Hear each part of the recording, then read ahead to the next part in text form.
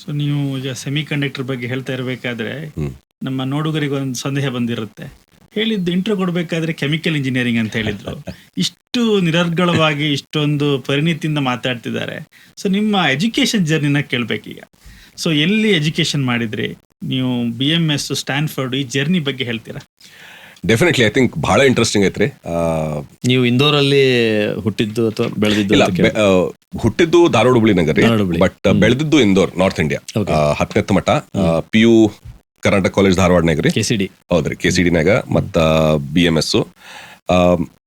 Very interesting thing ಅಂದ್ರೆ ಒಂದು disclosure ಅಂದ್ರೆ ಅಕಾಡೆಮಿಕ್ಲಿ ನಾ ಎಂದೂ ಎಕ್ಸಲೆಂಟ್ ಇರಲಿಲ್ಲ. ಎಕ್ಸಲೆಂಟ್ ಬಿಡ್ರಿ, ಅವರೇಜ್ ಇನ್ನೂ ಇರಲಿಲ್ಲ ಐ ಥಿಂಕ್.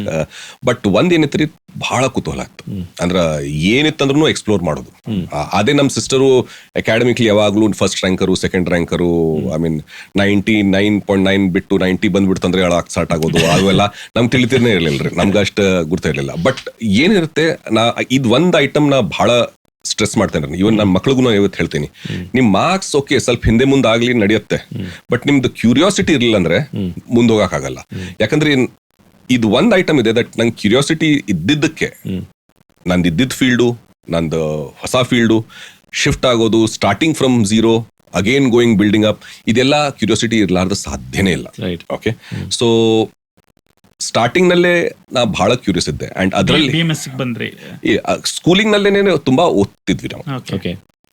ಏನ್ ಕಾರಣ ಓದೋದಕ್ಕೆ? ನಿಮ್ಮ ಮನೆಯೊಳಗೆ ಏನಾದ್ರು ಸ್ವಲ್ಪ ಓದು ವಾತಾವರಣ ಇತ್ತೇನ್ರಿ? ಹೌದ್ರಿ. ಸೊ ಇದೊಂದು ಬಹಳ ಇಂಪಾರ್ಟೆಂಟ್ ಇವತ್ತಿಗೆ. ಓಕೆ. ನಮ್ಮ ಮಕ್ಳು ಬಹಳ ಜಾಸ್ತಿ ಓದಲ್ಲ, ಬಟ್ ನಾವು ಬುಕ್ಸ್ ಎಲ್ಲ ಇಟ್ಟಿರ್ತೀವಿ.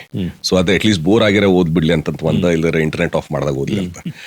ಬಟ್ ನಮ್ ಕಾಲ್ನಲ್ಲೇ ನಾವು ಎವ್ರಿ ವರ್ಷ ಧಾರವಾಡ ಹೋಗ್ತಿದ್ವಿ. 2 ತಿಂಗಳ 3 ತಿಂಗಳ ಸಾಲಿ ಸೂಟಿ ಇದ್ದಾಗ ಇರೋದು. ಅಲ್ಲಿ ನಮ್ಮ ಅಜ್ಜಾರ ಜೊತೆ ಇರ್ತಿದ್ವಿ. ಅವ್ರ ಕಡೆ ಬರೀ ಬುಕ್ಸ್.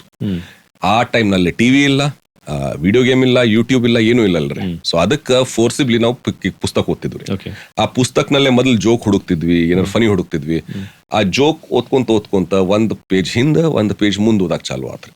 ಅದೀಗ ಒಂದ್ 20 ಪುಸ್ತಕ ಓದಿದ್ಮೇಲೆ ಗುರ್ತಾತು ನಾವ್ ಏನ್ ಓದಾಕತ್ತಿದ್ವಿ ರೀ, ಓಶೋ. ಇದು 6ನೇ 7ನೇ ಹೌದಾ? Okay. ಸೊ ನಾವು ಜೋಕ್ ನೋಡಕತ್ತಿದ್ವಿ, ನಮ್ಗೇನು ಇಂಟ್ರೆಸ್ಟ್ ಇರ್ಲಿಲ್ಲ ಅದ್ರಾಗ. ಬಟ್ 1 ಪೇಜ್ ಹಿಂದ ಮುಂದ ಇದು ಚಲೋ ಐತಲ್ಲ, 1 ಪೇಜ್ ಹಿಂದ ಮುಂದ, ದೆನ್ 2 ಪೇಜ್ ಹಿಂದ ಮುಂದೊತ್ತು ಗುರ್ತಾಗ್ಲಾರ್ದ 7ನೇ ಮಟ್ಟ ಒಂದ್ 200-300 ಪುಸ್ತಕ. ಹೌದಾ? Eastern branch of philosophy, western branch of philosophy, metaphysics, existentialism, physics, ಈ ತರ ಎಲ್ಲ ಸಬ್ಜೆಕ್ಟ್ಸು ನಮ್ಮ ಅಪ್ಪ ಅಮ್ಮ ನಂಗೆ ಹೇಳ್ತಿದ್ರು, ಏನಪ್ಪ ನೀನು ಪುಸ್ತಕ ಓದೋ ಬಿಟ್ಟು, ನಿನ್ನ ಅಭ್ಯಾಸ ಪುಸ್ತಕ ಓದೋದು ಬಿಟ್ಟು ನೀ ಇಂಥ ಎಲ್ಲ ಓದ್ತಾ ಇರ್ತೀವಿ. ಕುಂತಿಲ್ಲ. ಇಂಟ್ರೆಸ್ಟ್ ಬರ್ತಿರ್ಲಿಲ್ಲ ಅಲ್ರಿ ಸರ್ ನಮ್ಗೆ, ಬೈ ಹಾರ್ಟ್ ಮಾಡಕ್ ಇಂಟ್ರೆಸ್ಟ್ ಇಲ್ಲ. ಬಟ್ ಇದೆಲ್ಲ ಅವಾಗ ತಿಳಿತಿದ್ದಿಲ್ಲ.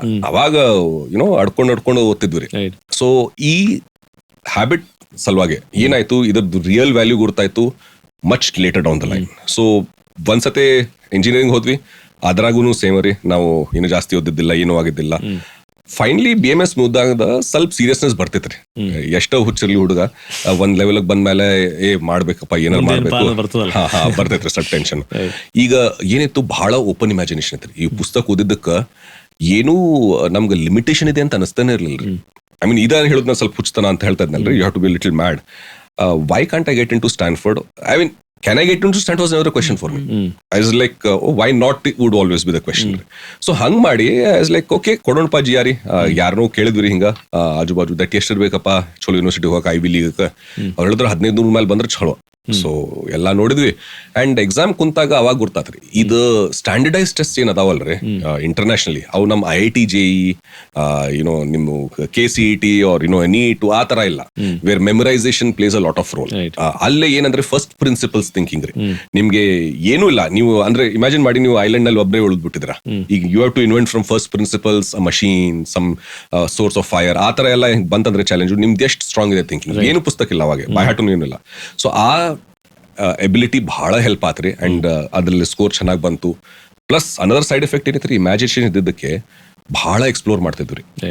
Connecting different computing elements together, fermentation research, ಬಯಾಲಜಿನಾಗ ರಿಸರ್ಚು, ಎಲ್ಲ ಪ್ರಾಜೆಕ್ಟ್ಸ್ ಇರ್ತಿತ್ತು ಅಲ್ರಿ. ನಾವು ಪ್ರಾಜೆಕ್ಟ್ಸ್ ಎಂದು ಸೀಲ್ ತಗೊಳ್ಳಿಕ್ಕೆ ಮಾರ್ಕ್ಸ್ ತಗೊಳ್ಳಿಕ್ಕೆ ಮಾಡೇ ಇಲ್ಲ. ಓಕೆ. ಆ ಮಾರ್ಕ್ಸ್ ಬೇಕಾದ್ರೆ ಕಡಿಮೆ ಬರ್ಲಿ, ಬಟ್ ಒರಿಜಿನಲ್ ಪ್ರಾಜೆಕ್ಟ್ ಮಾಡಿ ಬರ್ತೇವೆ ಬಿಕಾಸ್ ಅದ್ರಲ್ಲಿ ಇಂಟ್ರೆಸ್ಟ್ ಇದೆ.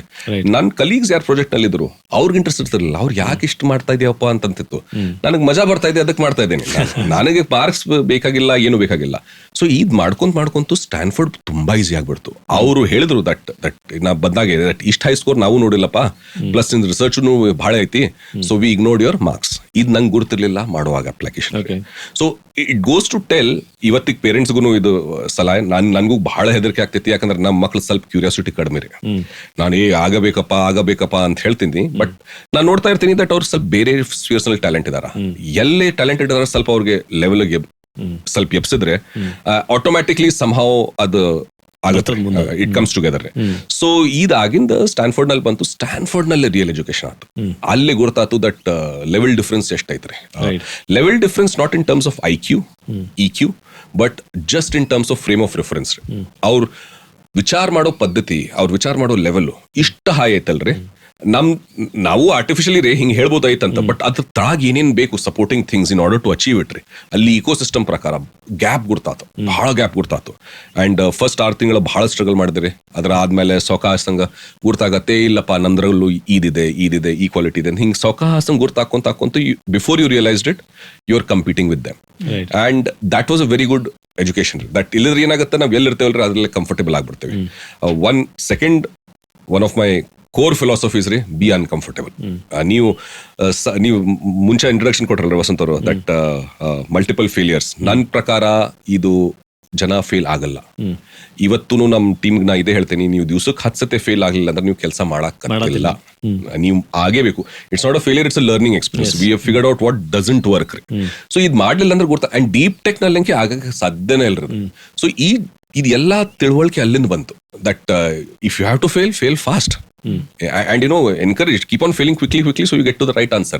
ಈ ತರ ಎಲ್ಲ ಎಜುಕೇಶನ್ ಆದ್ಮೇಲೆ ದೆನ್ ಇಲ್ಲಿ ಬಂದ್ಮೇಲೆ ಸೌಕಾಸಂಗ ಇಲ್ಲಿ ಇಕೋ ಸಿಸ್ಟಮ್ ಸ್ವಲ್ಪ ಬೇರೆ ಐತ್ರಿ. ಐ ಮೀನ್ ಒಂದ್ ಪ್ರಶ್ನೆ ಸರ್, ಏನಂದ್ರೆ ಈಗ ನೀವು ಸ್ಟ್ಯಾನ್ಫರ್ಡ್ ಹೋಗೋದಕ್ಕೆ ಒಂದು ಮೋಟಿವೇಶನ್ ಏನಿತ್ತಂದ್ರೆ ಸ್ವಲ್ಪ ಫ್ಯಾಮಿಲಿ ಒಳಗೆ ಒಂದೇನೋ ಒಂದಿತ್ತು, ಒಂದು ಜೆನೆಟಿಕ್ ಪ್ರಾಬ್ಲಮ್ ಇತ್ತು, ಅದಕ್ಕೆ ನೀವು ಸೊಲ್ಯೂಷನ್ ಕಂಡು ಹಿಡಿಬೇಕು ಅಂತಿತ್ತು. ಹಿಂಗಾಗಿ ನಿಮ್ಮ ಅಪ್ಪಾರ್ದು ಸ್ವಲ್ಪ ಪುಷ್ ಇತ್ತು, ಅದಕ್ಕೆ ಅಲ್ಲಿ ಹೋಗಿ ನೀನು ಹೋಗ್ಬಾ ಓದ್ಕೊಂಬಾ ಅಂತ. ಯಾಕಂದ್ರೆ ನೀವು ಬಯೋಕೆಮಿಕಲ್ಸ್ ತಗೊಂಡಿದ್ರಿ ಅನ್ಸುತ್ತೆ.